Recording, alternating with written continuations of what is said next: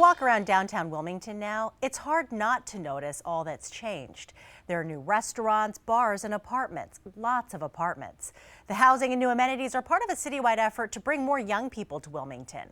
The key, many believe, to turning the place around for the better. Here's our first look. This is where Wilmington's newest apartment building is going up. 200 luxury spaces in the city's Midtown neighborhood.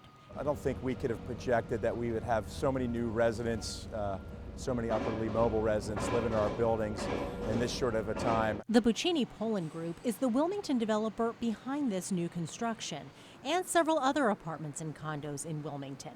They've opened floor plans, stainless steel appliances, and granite countertops. Senior VP Michael Hare says since 2001, BPG has developed close to 1,400 residential units at the riverfront, on Market Street in Wilmington's Central Business District, and places in between. Hare says 95% of them are occupied. It tells us that as employment continues to grow in the city, in and around Wilmington, the demand for housing grows in and around Wilmington. Among BPG's renters, Hare says 35% are millennials, typically considered 34 and younger, without kids. Young professionals, or YPs, a highly sought-after demographic in Wilmington, not only for their spending power, but also because of the vibrancy they bring. Initially, our focus was how can we build a residential downtown living base? And that's something that we've been focused on for 10 years now. And that's occurred. In the past 4 or 5 years with this national focus, the proliferation of the word millennials, and the focus on young professionals, that we've also sort of just rolled that in to what we want to accomplish. Our goal is to keep them here. We want them to live here, we want them to eat here, we want them to go to the bars and go to the theaters and really just see that Wilmington has a lot to offer. But Todd Miller says Wilmington can be a tough sell for prospective employees. The number one thing that we hear is, oh, you're in Delaware. Where is that? Miller is the Chief Experience Officer at the Archer Group, an agency that helps companies get the most out of anything digital.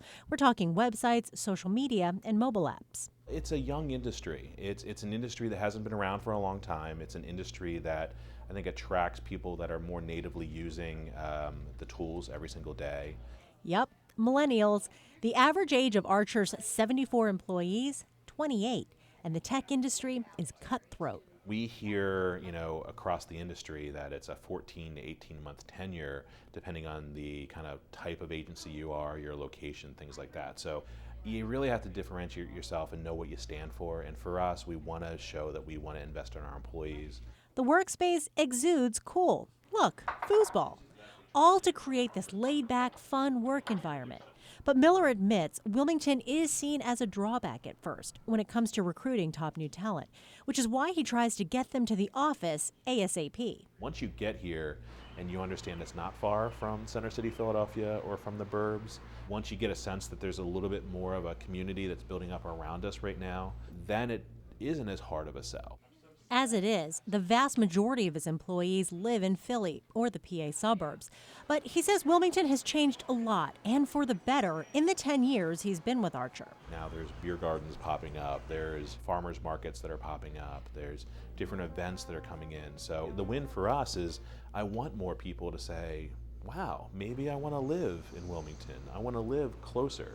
Deputy Chief of Staff Sam Lukoff says Wilmington has a healthy YP population when it comes to working here. But come 5 o'clock, see you, Wilmington. Lukoff helps spearhead the mayor's Young Professionals Task Force, where she heard from about 24 YPs about the city's pros and cons. A plus, you can be a big fish in a small pond. In Wilmington, they were able to make a name for themselves very quickly. They were, moving and shaking with the top leaders. One of the not so great things was that they said there wasn't a ton to do here nightlife-wise. Which is why Lukoff helped organize what the city called YP Week earlier this year, to show off Wilmington's fun side. On this day, it was a lunchtime dance party at the Queen. There's always this discussion about the chicken or the egg. How do you get new residents downtown without the services? But you need the spending power of residents in a downtown area to support the services. We think we're in probably the 5th or 6th inning here. in the city of Wilmington in terms of our residential and retail development. We've got so many great restaurants that have opened, many more that are going to come in the next 12 months. So we think we're past the hard part for sure. Wilmington seems to be turning a corner when it comes to attracting people of any age downtown, but the city still has this murder town cloud hanging over it. And while crime is a reality in any city, Michael Hare with the Buccini Pollin Group says fewer than 1% of his residents are worried about their safety.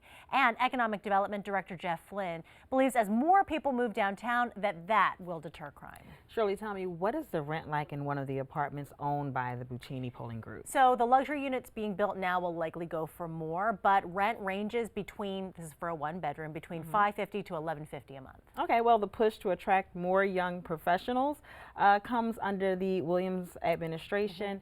Mayor Dennis Williams is running for re-election. What happens if he loses? So I think bringing millennials to Wilmington is probably something any mayor would want. You know, almost half of the city's revenues are generated from wage tax from people who live here or work here.